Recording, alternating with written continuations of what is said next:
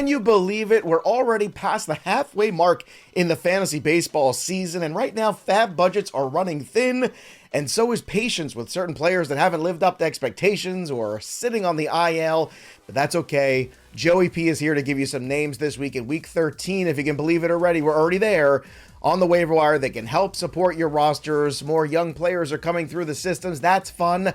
And speaking of fun, you know what else is fun? So Rare MLB. And if you haven't already checked it out, I want you to, because So Rare is fun, it's fantasy, it's digital cards, and it's a great opportunity to create your own rosters, manage those rosters, buy, sell, scout, and maintain those rosters. And you can only do it when you sign up for free at fantasypros.com/collect, and you can join our leading off league too at fantasypros.com/leading off league and challenge the other peanuts and the Cracker Jacks in our little group here, and whether or not you are the most dominant So Rare player. So go check out So Rare MLB, and while you're at it, check out some of these names on the waiver wire that I want you to add for Week 13 in Major League Baseball. Let's kick things off with another young Dodger ace in waiting, and that's Emmett Sheehan of the Dodgers, the starting pitcher who's rostered in about half of leagues already. Now, Emmett Sheehan has absolutely been lighting it up, and if you've been watching Leading Off or listening to the podcast in the last few months, we've been talking about the guy who's been leading all the minor leagues in strikeouts. He had 88 strikeouts and 53 innings at AA this year. He was going to get promoted to AAA last week, but instead went right to the majors, and all he did was throw 6 hitless innings, struck out 3 guys, gave up 0 earned runs in his first major league start. Now, Sheehan is 23 years old. He is a college pitcher, and there's some questions about how many innings are left in the tank for 2023. But for right now, it looks like Emmett Sheehan, at the very minimum, is going to see at least another start, maybe 2 or 3, as they continue to wait for a healthy Julio Urias to rejoin the rotation. But until that happens, Emmett Sheehan is a fascinating spot start guy in keeper and dynasty league situations. Obviously, this is a guy that should have been rostered already, but if he's still floating out there, make sure you get him. And in redraft, he might be able to help you with some quality innings, despite the fact that quantity might not be in the cards. Next on this week's list is a former highly regarded prospect falling out of favor, and it's Spencer Torkelson, first baseman of the Detroit Tigers. Now, if you look at Torkelson's overall numbers this year, they're not pretty. A .228 batting average, just 8 home runs and a .690 OPS. However, 4 of those 8 home runs have already come in the month of June, and we still got plenty of time left in the month. You also had a .783 OPS in the month of May, so it's possible that this once can't-miss prospect, who, by the way, is still just 23 years old, might be starting to figure things out, and I think it's worth speculating in deeper leagues, if you need some corner help, adding Torkelson to see if maybe he could be in line for a big second half.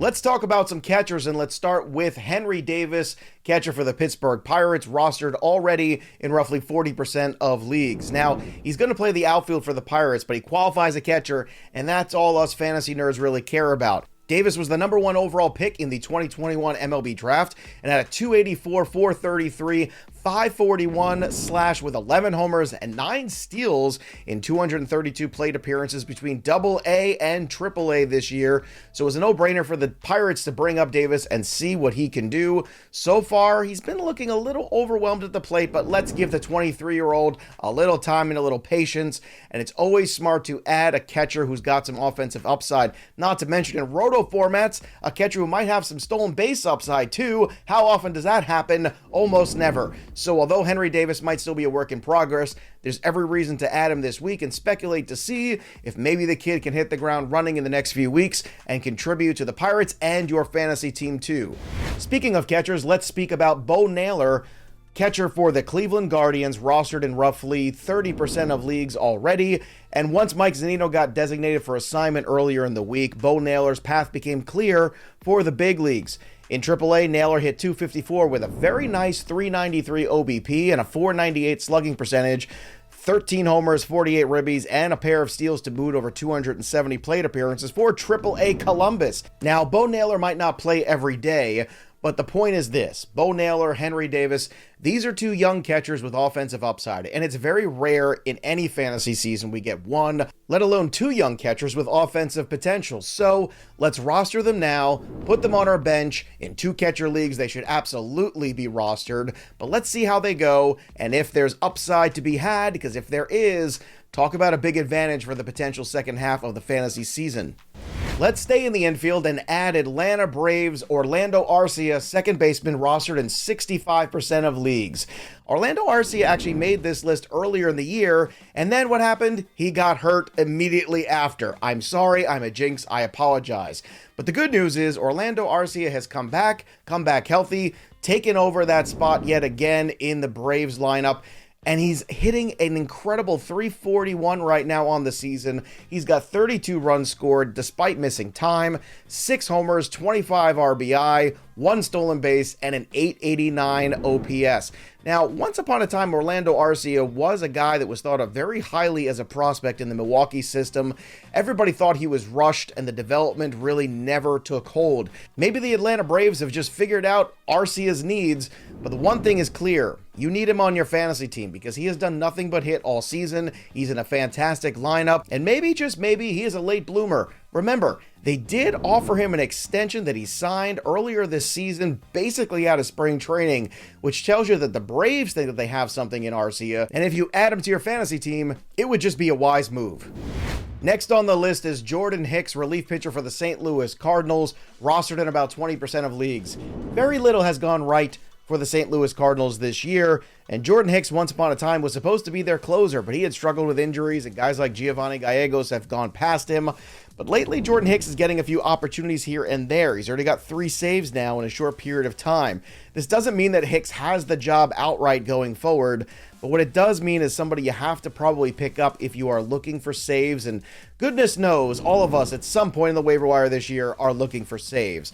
So if Hicks is still available, and it looks like from the roster percentage, he just might be, you're probably best served to add him now, just in case the opportunities do keep coming, because if they do, you know and I know this price is going to skyrocket. So add him for a couple bucks this week, see if you can sneak him through the waiver wire, and if you can, maybe you just might have some saves on your hands in the second half. 10, 12, who knows? The Cardinals are a mess. At least let's try. And last but not least, we're bringing back Julio Teter again, starting pitcher for the Milwaukee Brewers.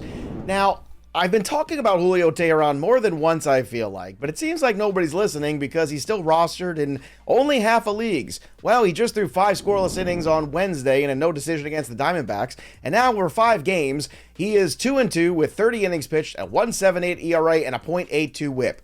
Yes, I know the strikeout rate is not high, but as long as Julio Teter keeps on getting outs, you need to add him. You cannot afford to not have more starting pitching depth. No one can. Don't pretend like you're above starting pitching depth. I'm sure at some point the bubble will burst, but until it does, we've got to add Julio Teter for depth. And if anything else, maybe he can even put together another couple good starts in a row, and then he could flip him for something more useful because we all know more pitching injuries are going to happen. It's just inevitable. So add Julio Teter, please. This is the second time I'm saying this, and you know I don't like to repeat myself. So just as a courtesy, add him this week. I appreciate you, and I approve this message.